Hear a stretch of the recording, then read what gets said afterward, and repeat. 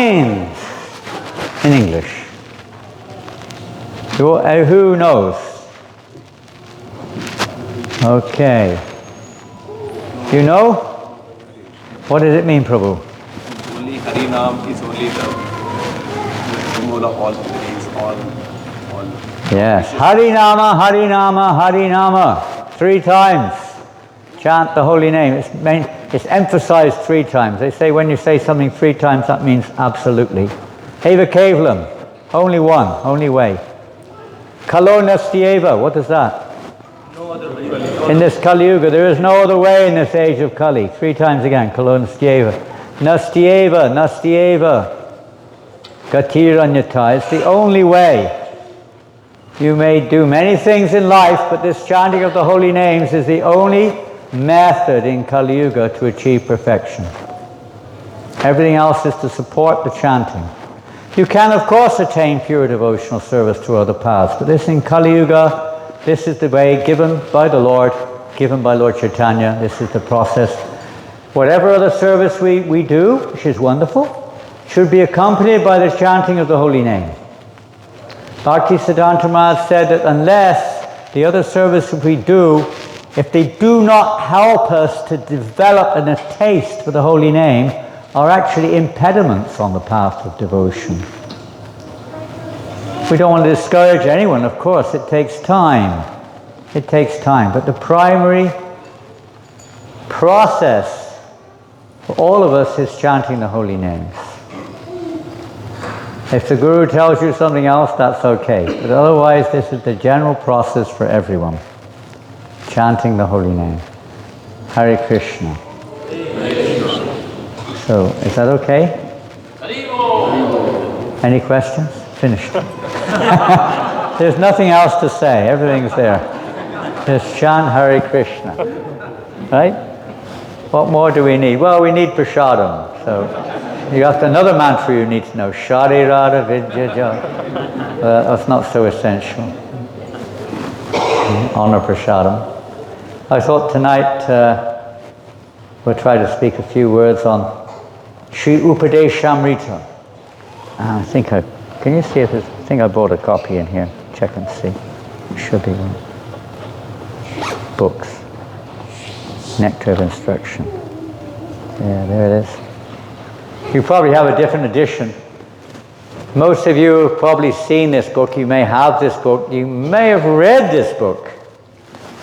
How many of you have read this book? It's called The Nectar of Instruction. Not devotion, instruction. Nectar of Instruction. Hands up, high in the sky. Maybe, I don't know, mostly maybe a quarter, maybe less. A wonderful book which Prabhupada has written many years ago. It's a translation of Rupa Goswami's writing Upadeshamrita. It's only 11 verses with Prabhupada's commentary, but it is basically a compressed, what do we call it? Condensed. Condensed. The whole process of devotional service is condensed in this one little book, practically speaking. Of course, every word that Prabhupada gives us, in one sense, is completely complete in itself. But this gives a complete description of the process, the path, the objective goal. The Sambandha, Abhideya, and Prayojana, all contained within here. And the purports are extraordinary. I mean, they're just extraordinary. To guide us, inspire us, and give us the strength for the path of devotional service. So it's one of the unlimited gifts of Srila Prabhupada. How we can reach, what is the goal? What is the goal of everything Prabhupada's giving us? Everything all the acharyas have given us. What's the goal of the Vedas? What's the goal of the scriptures? What's the goal of Bhagavad Gita? What's the goal?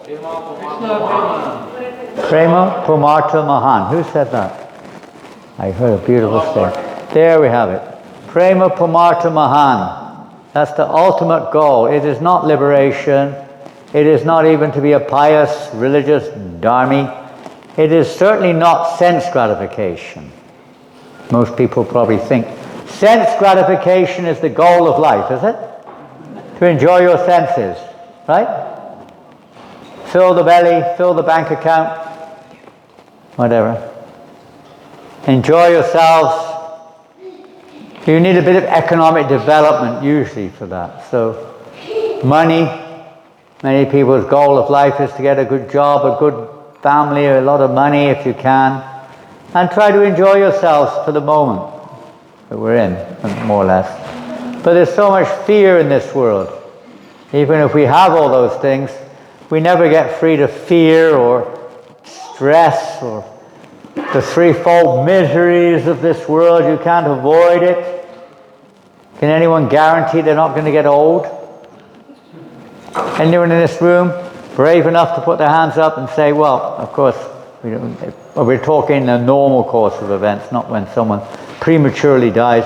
But otherwise, can anyone be brave enough to say, I'm not going to get old? What do you think? There's not many very young men in front of me. You're quite young. Do you think you'll get old one day? At least the body. Okay, we're getting a little spiritual here. The soul never grows old. But the body. Is there anyone here who can say, I'm never going to get sick? Never. I will never get sick. You may like the idea, but can you really guarantee that? Probably not. Anyone here is brave enough to say, I will never die? And the soul will never die. Okay, we know from Bhagavad Gita. At least we know that much. But materially, the body, can anyone say, my body will never die? All right, you can say the material elements within the body remain, but in the form of this body, they will not remain. They will die. And all we're doing basically in this world is trying to sustain this body as long as we can, in as healthy a condition as we can. But ultimately it's going to die. Whether we're a Hindu, Buddhist, atheist, Muslim, Christian, man, woman, black, white, cat, dog, it doesn't matter. It does matter, but I mean, the fact is, we're all going to die. The Nectar of Instruction, okay, it doesn't necessarily touch directly on those so much, but it is the process whereby we can realize our eternal nature. Who would like to realize their eternal nature? Anybody?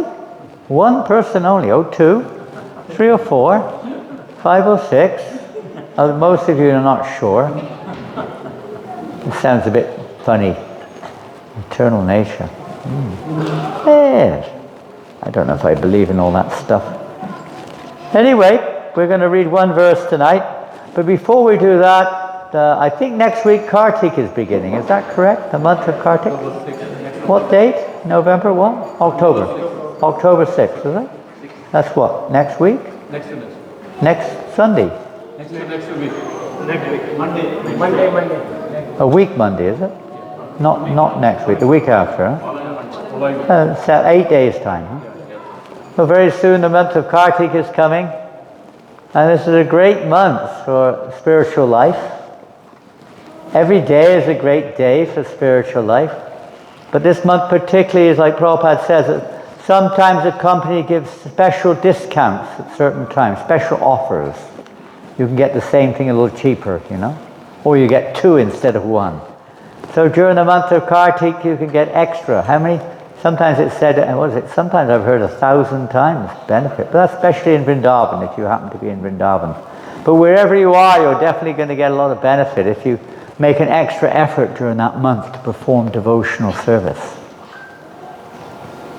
Don't spend that month trying to increase your economics or your sense gratification. Try to utilize this month, particularly this month, any day. The devotees every day. But at least for everybody, try to, normally during this month it's recommended to be vegetarian. Any vegetarians here? Any of you are vegetarians? Well, there's a couple of vegetarians already, so you don't have to do that. You're already doing it. So if you're not a vegetarian, at least be a vegetarian during the month of Kartik. That's recommended in the Kartik Mahatmya, to at least be vegetarian. And if you can stop drinking liquor during this month, it will be good. Do you think any of you can do that for a whole month? No liquor? What do you think, Michelle? Do you think they can handle it? A month without liquor? You reckon, huh? Wow. What about tea? Can you abstain from tea for the whole month? What about cricket? I went for a walk in the park this morning near Subal Prabhu's house. I thought it was going to be a nice park with trees, but it wasn't. It was just a sports field.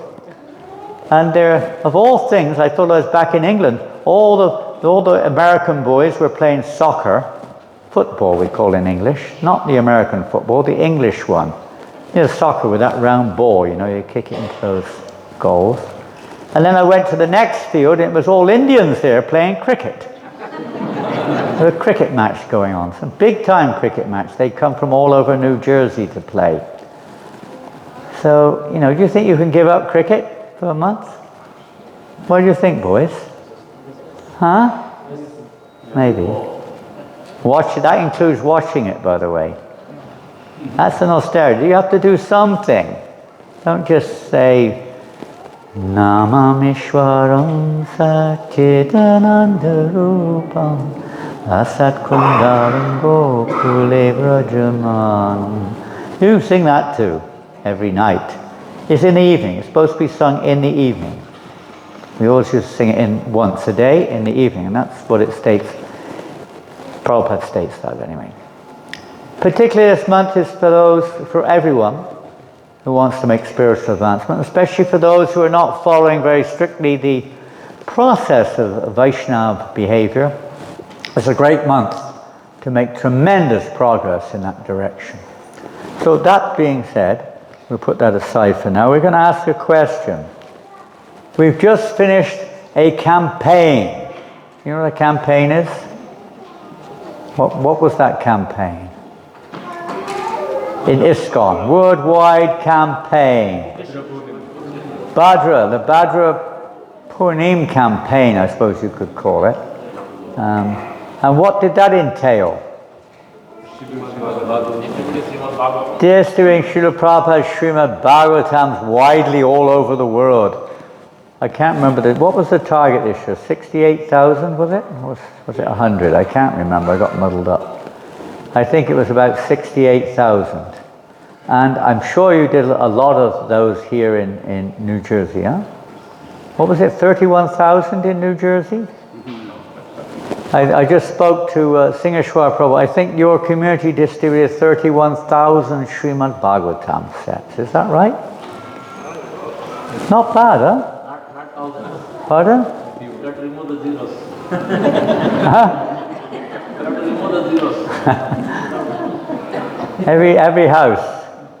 Every house in Plainsfield.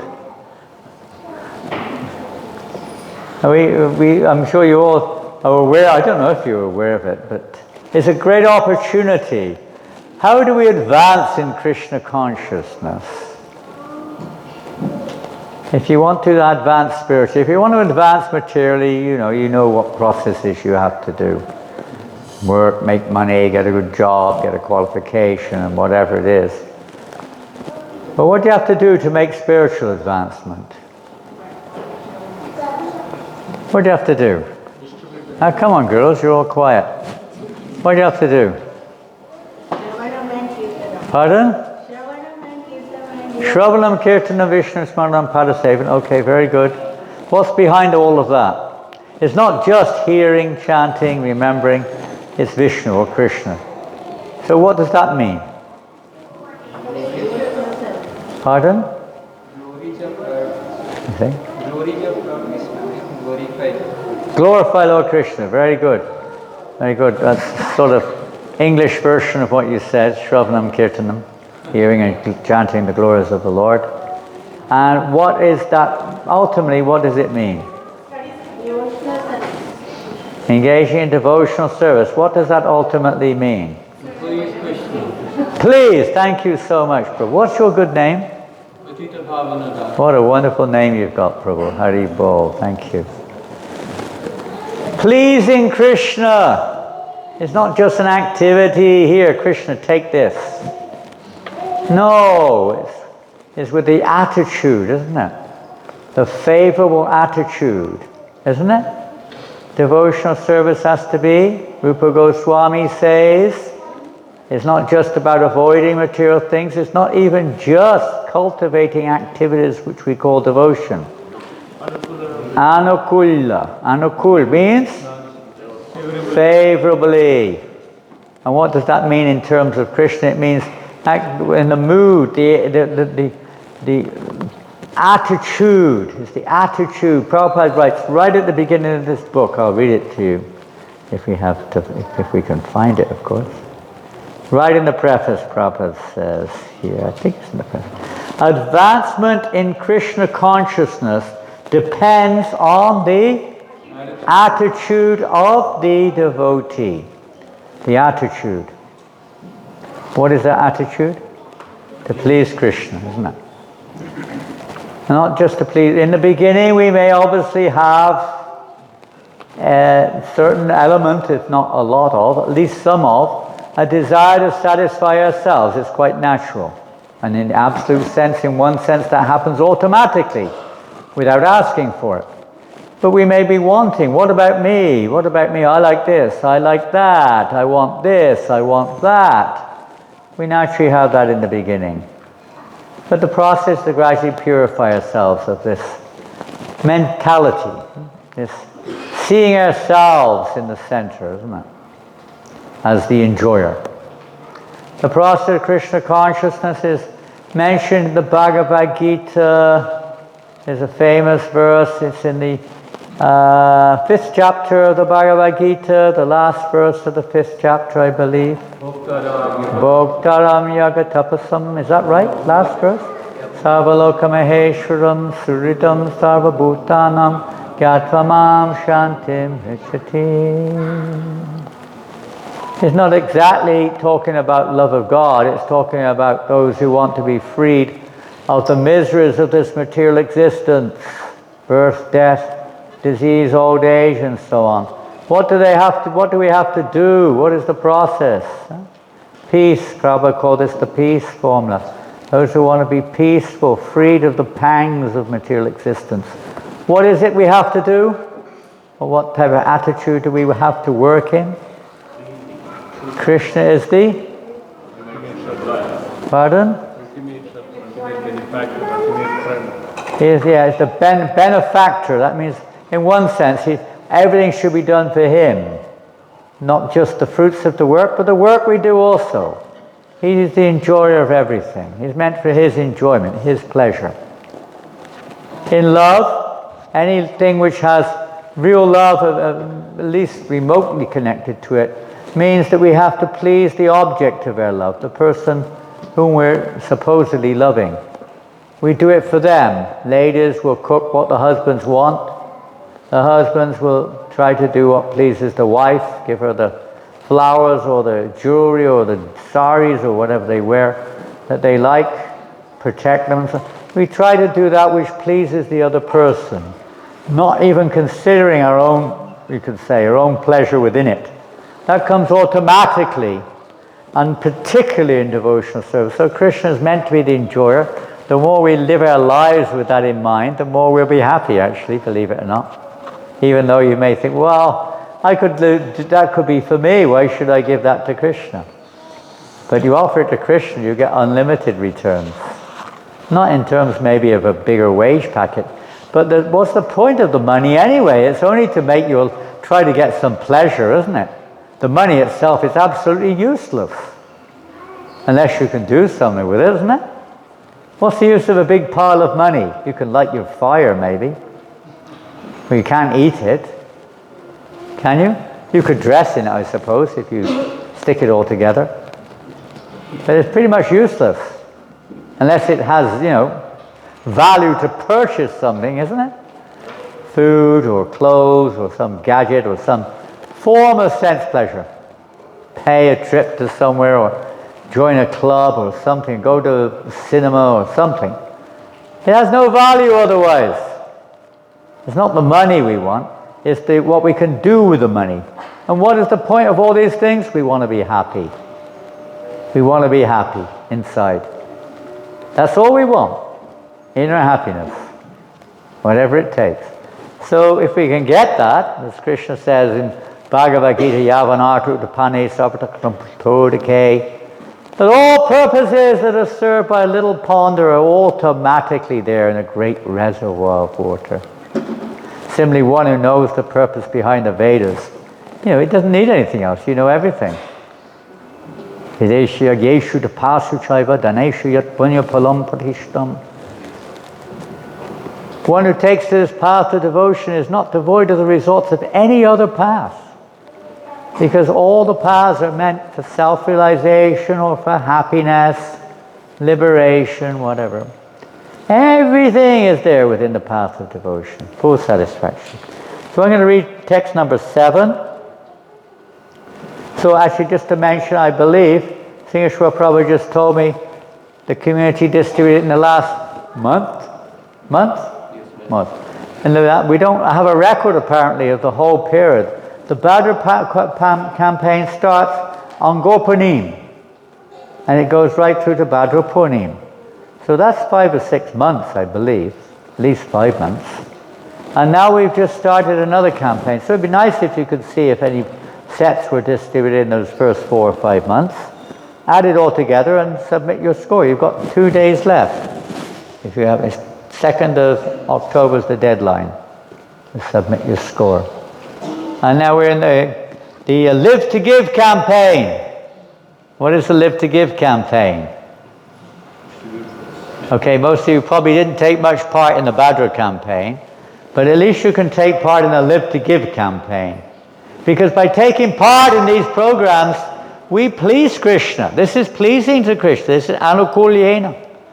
This is what pleases him. What does he say in the Bhagavad Gita in the 18th chapter? About who pleases me, who's the most pleasing to me? Sure you got it in amongst all that. Who is the most pleasing to Krishna? Oh. One who what? One who gives Krishna to others. Yes, one who gives this message of Bhagavad Gita to others. He's the most pleasing to me. For him, devotional service is guaranteed. Everyone can be a part of that. Everyone in this room and everyone outside of this room can be a giver or receiver. Live to give, not to get. That will come automatically. That's the beauty of loving devotional service. Is you get, by giving you get. So give. Very simple. As I said, even I saw watching the cricket match, I happened to have a book in my pocket. I was on a japa walk. First person I spoke to took the book. Indian man. He said, I got to rush, I'm the next one on to bat. He was the next batsman. Take a book with you. You never know. You never know who you're going to meet. Right on the plane when we came over, right, was it? The guy in front, wasn't it? Really sweet black man. He was so happy to receive the books, sitting in the chair in front on the plane. So happy. One of the stewards, right? One of the stewards. He came, I was having a paratha on the plane. He said, he was where was he from originally? I can't remember. Was he American? He was from, I don't know which island. Anyway, he was a Frenchman. He was French. He was from a French territory called Réunion.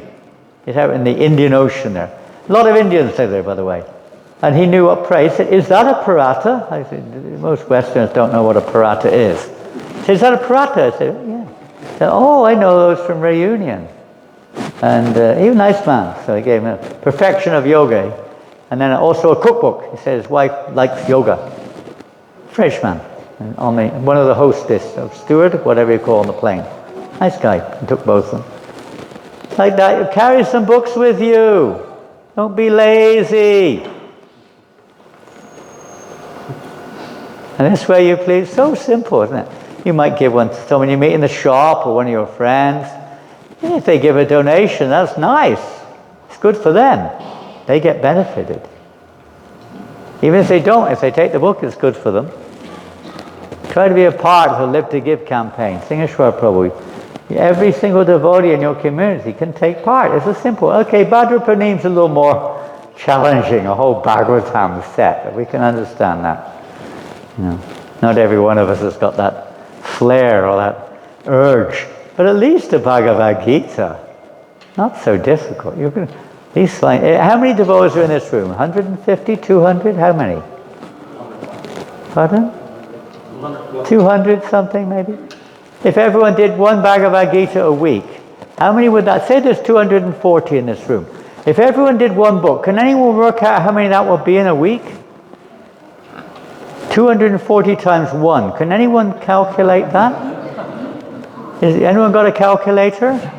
240 times 1. Nowadays they have to have a calculator for even adding up 10 and 10. They can't even add it up. 240 Bhagavad Gitas in a week. Now in a month, more or less, you know how many that would be? 1,000.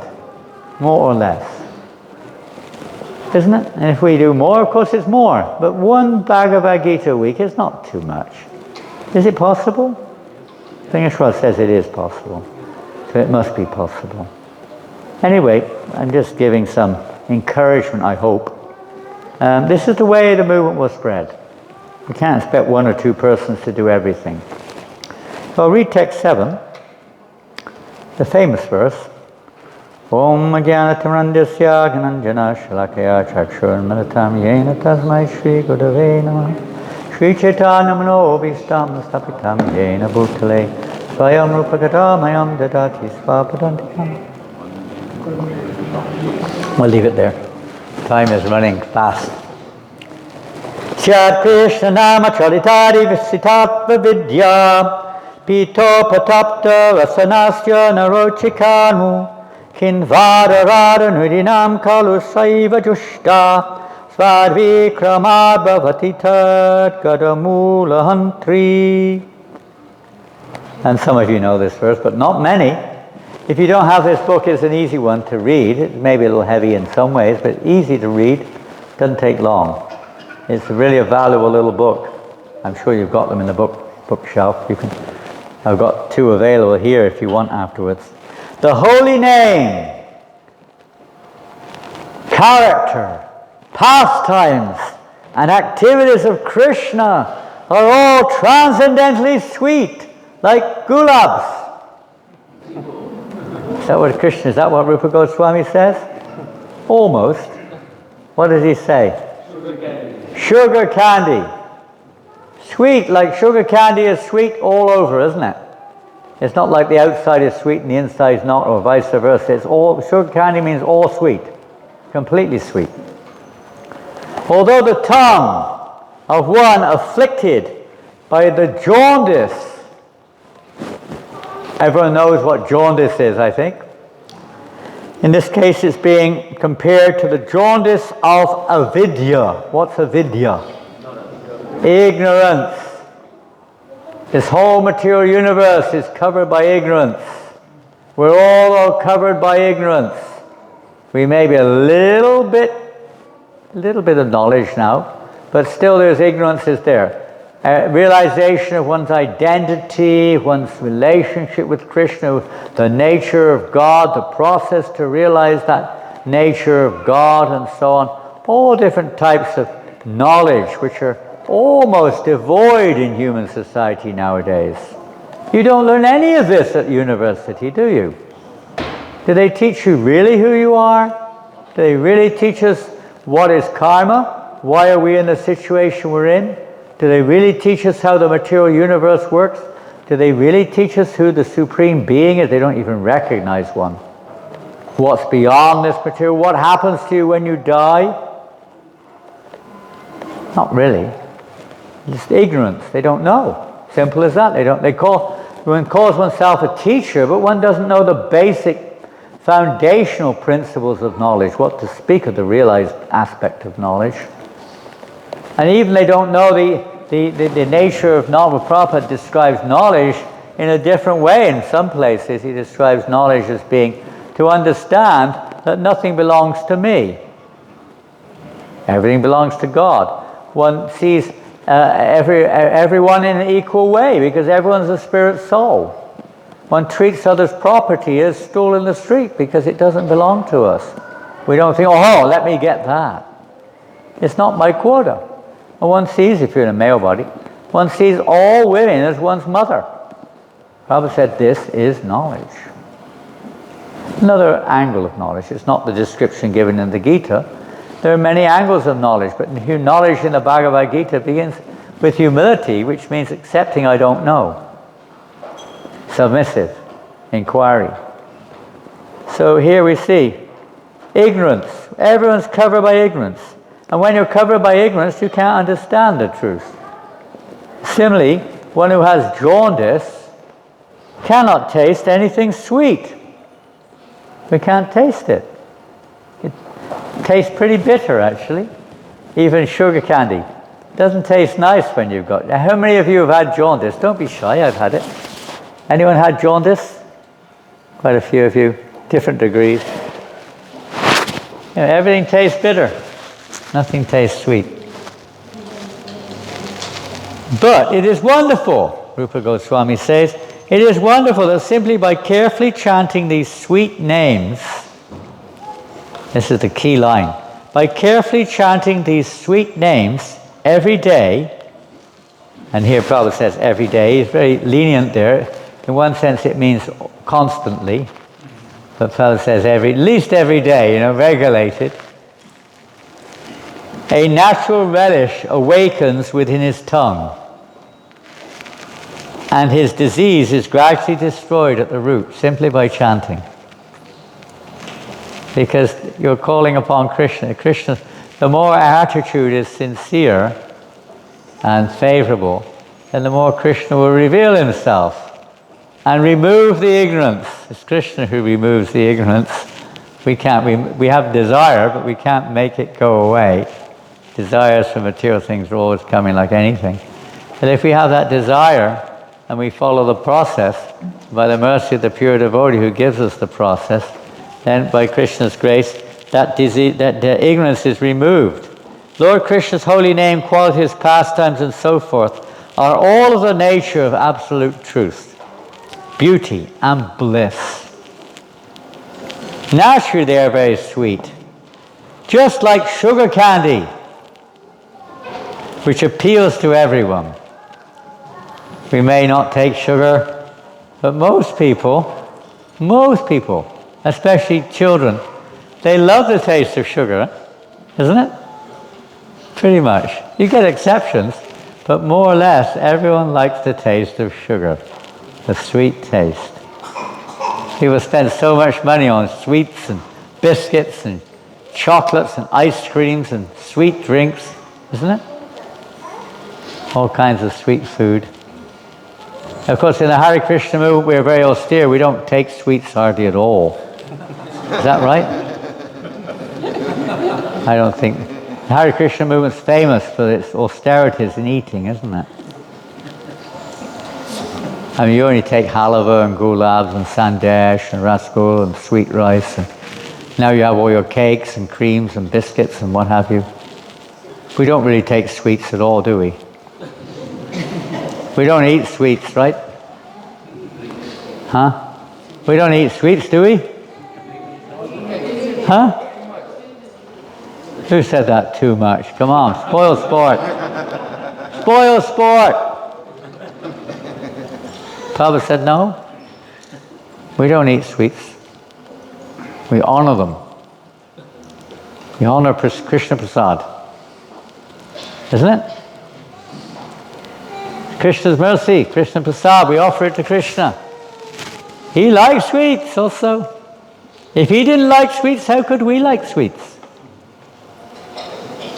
Nothing can exist if it's not within God. He likes to fight also. He likes to have a quarrel also. Don't get too uptight, mothers, husbands and wives. Don't get too angry or upset when sometimes there may be a little quarrel there. Keep it out the way of the kids, that's all. Don't do it in front of the kids if it happens. Maybe it doesn't happen. It's good if it doesn't. But if it does, don't be surprised. Krishna also quarrels sometimes with Radharani. If Shiva quarrels with Parvati sometimes. Dwarka Krishna sometimes has a little fallout with Rukmini. These things are not unexpected, but don't get controlled by it. Be controlled by devotion. Ignorance is compared to the disease called jaundice, which is caused by bilious secretions inside the... Attacked by jaundice, the tongue of a diseased person cannot palatably relish sugar candy. We've already mentioned that. Ignorance similarly perverts the ability to relish the transcendently palatable name, qualities, form, and pastimes of Krishna. We can't relish it. Even when we hear about it, we may not relish it. But this is relished by those whose hearts are pure, those who are not covered by ignorance. They relish it. They can't stop hearing it.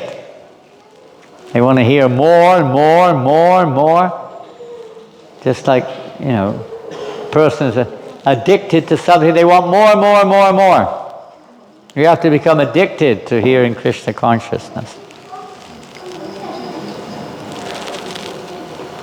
Despite this disease, if one takes with great care and attention, takes to Krishna consciousness, chanting the holy name of Krishna, or his transcendental pastimes, his ignorance will be destroyed, and his tongue enabled to taste the sweetness of the transcendental nature of Krishna and his paraphernalia. Such a recovery of spiritual health is possible only by the... You could answer that in different ways, actually. You may not know what Prabhupada says here. The regular cultivation of Krishna consciousness.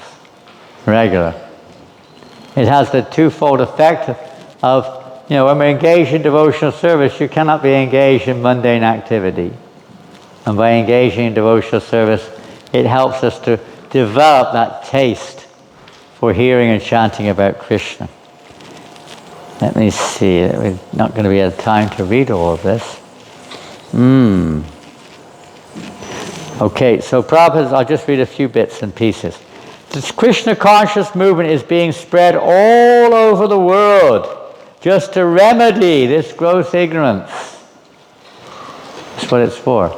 To remove the ignorance, all the different types of ignorance that are there. We all have this ignorance. We think that I'm here to enjoy, that, whatever it is, playing cricket, I can be happy or something. It doesn't really satisfy us, the soul. What satisfies the soul?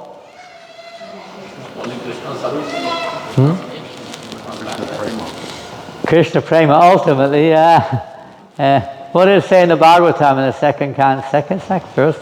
second chapter? Yeah, that's one. Savaipung Sankaro Dhammo Yato Bhaktir Hochideo Hoitikya Pritita Yayatma Suprasidati. Or the only devotional service which has to be a Hoitikiya Pritiyata. Unmotivated, uninterrupted devotional service satisfies the soul completely. Offering all the fruits, Takpumbir Dudishvesta, Varnashrama Vibhagasha. By pleasing Lord Hari, one becomes satisfied. No other activity. Simple. We want to be really happy. No, because Krishna's a reservoir of pleasure. So if we connect with the reservoir of pleasure, you don't need to worry about a little pleasure from a little bit of sense gratification here and there. Let me see.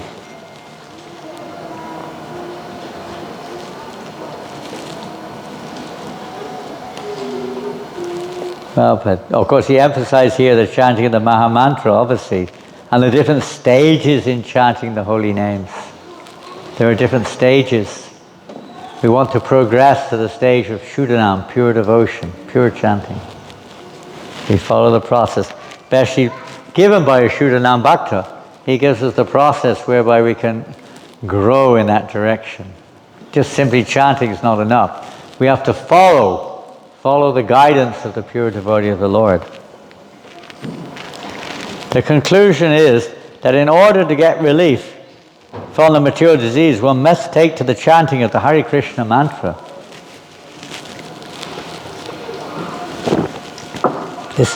Most people don't recognize the disease. You go to a doctor, and the doctor will ask you, so what's the problem? I suppose there are some doctors here. Any doctors?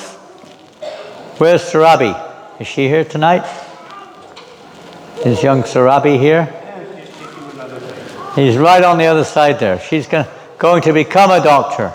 Anybody practicing doctors here? Where's a hand anywhere? Where? Somewhere? Oh, way back there is a practicing doctor. Hare Krishna, Mataji. Nice to see you. I suppose if I were to come to your clinic, what would you say?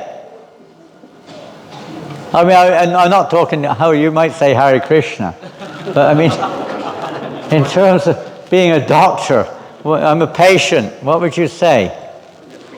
I made an appointment to see you. What would you say? Someone will have to speak forward. What did she say? What is that? How are you? How are you? Okay. I'm fine. How are you? Is that all you say? What's your symptom? Huh? Start with your symptom. What symptom? What is it? My symptoms? What do you mean, what's my symptoms?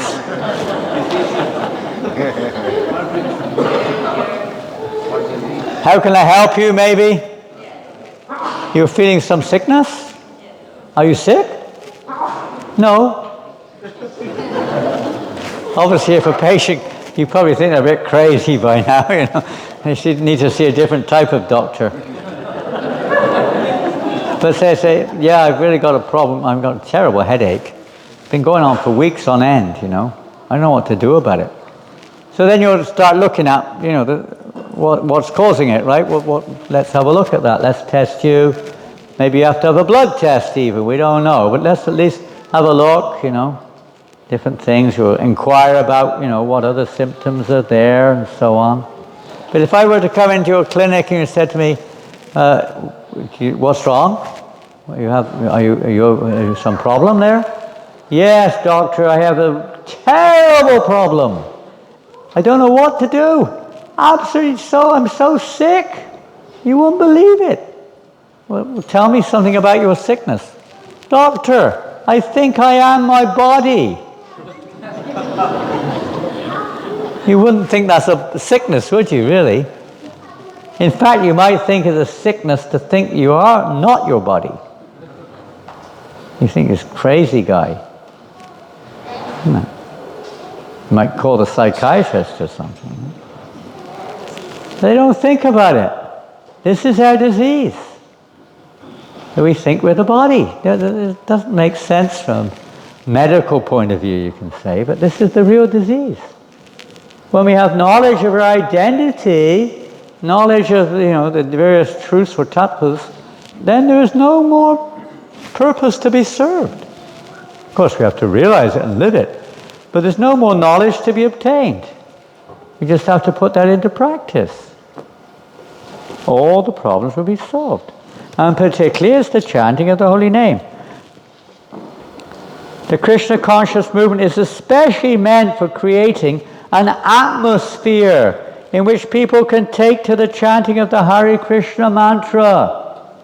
To create an atmosphere. That's why Prabhupada mentioned many things. Well, you have a temple. You try to make your home like a temple. You try to associate with each other as much as possible. We have holy dhams we try to visit. And now you have all types of things online that you can tune into. But we try to make an atmosphere which is favorable. And it's too big a subject to get into detail. But just try to make the environment that we're in as Krishna conscious as we can. It will help us. Even the dress is there for that purpose. To try to remind us of Krishna. That which is favorable. One of the symptoms of surrender is to accept that which is favorable for Krishna consciousness. We may think otherwise, but that's our problem. We don't know.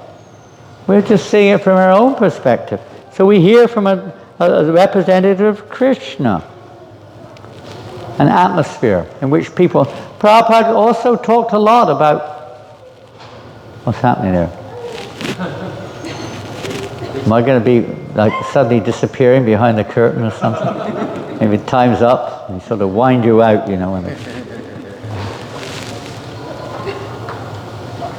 Yeah, Prabhupada talked a lot about Varna Ashram. It means organizing a system in societies, particularly with the devotees, which is supposed to be more favorable for Krishna consciousness. Not much has been done in that regard yet. We are sending Sankirtan parties all over the world, even to, where are we? Plainfield, huh? Plainfield? Even to Plainfield. Sankirtan parties have come to Plainfield, Edison, Metro Park, Brunswick. Where else are you guys from? South Plainfield. Piscataway. Huh? Jersey City. Where else? Huh? Monroe. Okay. All different suburbs. Sankirtan parties distributing Krishna consciousness. And even in the remotest part of the world where there is no knowledge of Krishna, the Hare Krishna mantra attracts thousands of men to our camp. This especially applies to Africa. They're so fascinated by the Hare Krishna devotees. They come in thousands just to watch and hear.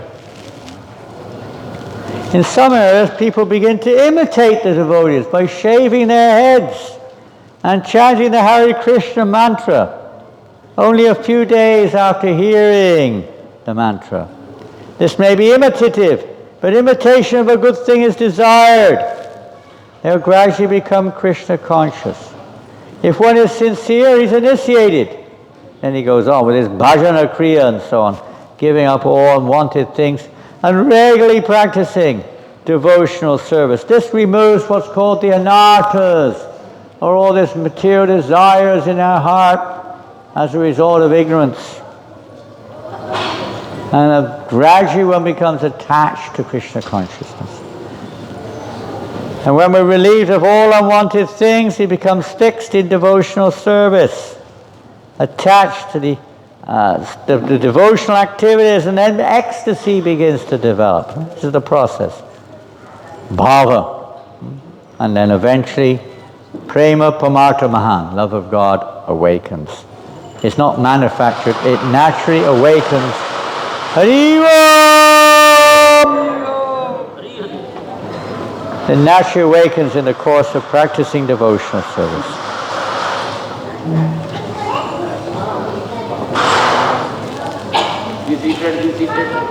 Hare Krishna. Hare Krishna.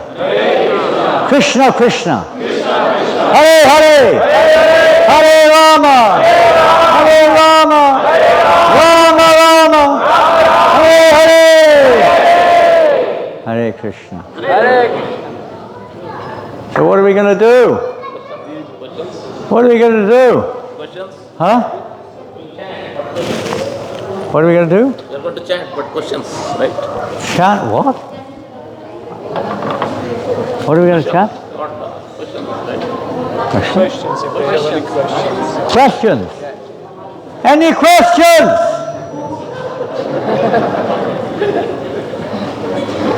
Don't get too afraid. Answers!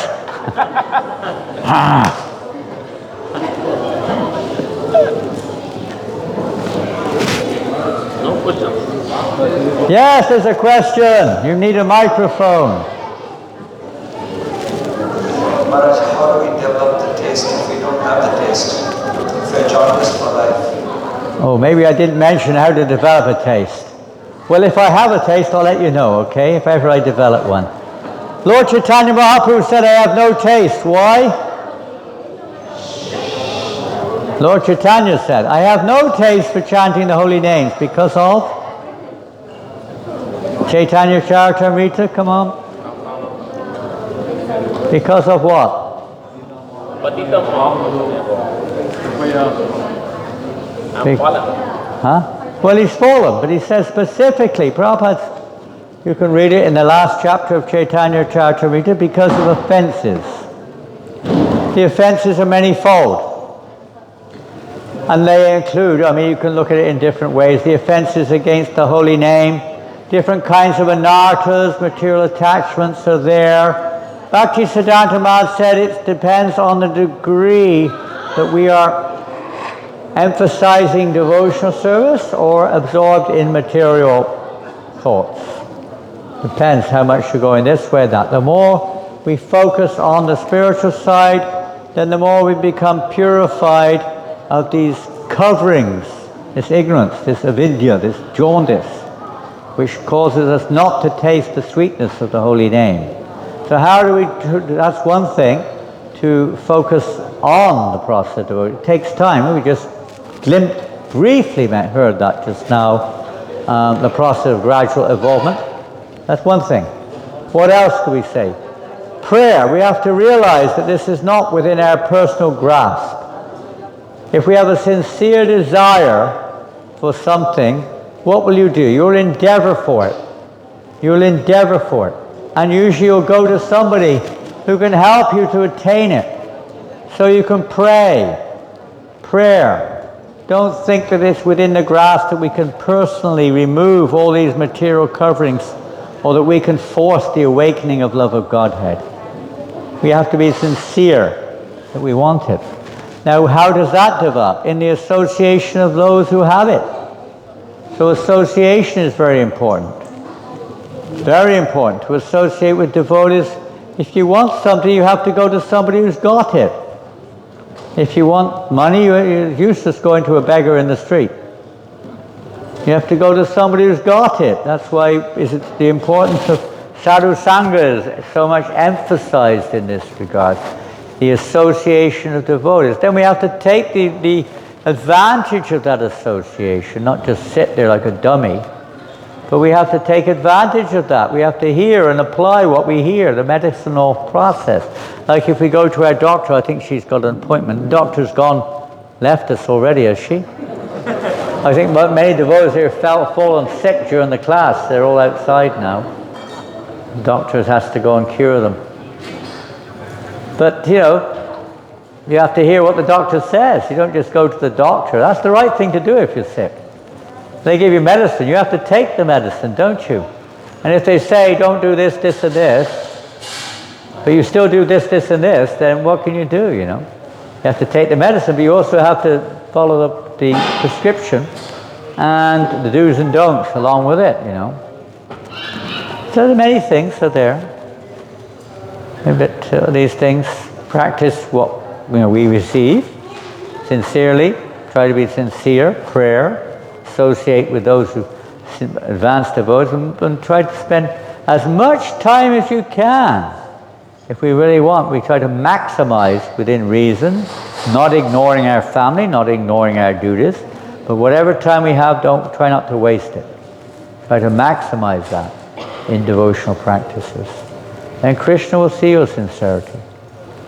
There's a beautiful prayer to Haridas Thakur, Dasa Aparada, how's it go?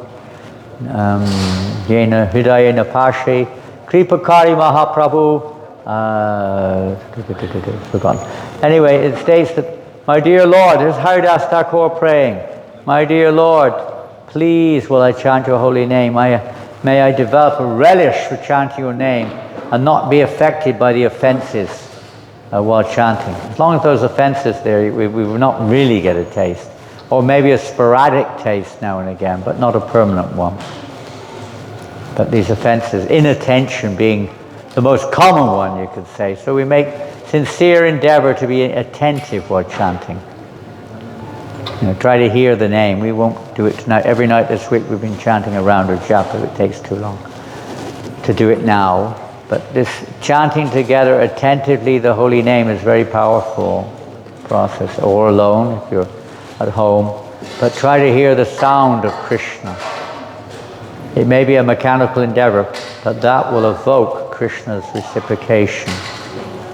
Try to hear the name. Call the holy name into your heart. not just on the tongue only, but into the heart. Appeal to Krishna to enter into our consciousness like that. When you're chanting, try to hear the name.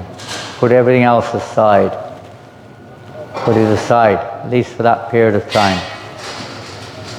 So try to find a good time when you can chant nicely. Time and tide wait for no man, and time is flying by. Where's our master of ceremonies? Who's here? Where is he? Are you the master of ceremonies? Here he is. Hare Krishna, the master of ceremonies. Marupati Prabhu. Oh, I don't know. Somebody. Here he is. Mike.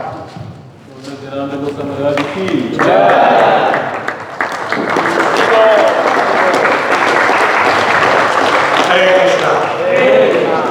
So let's thank His Holiness Ravindra Swami Maharaj with a loud That wasn't loud enough. louder.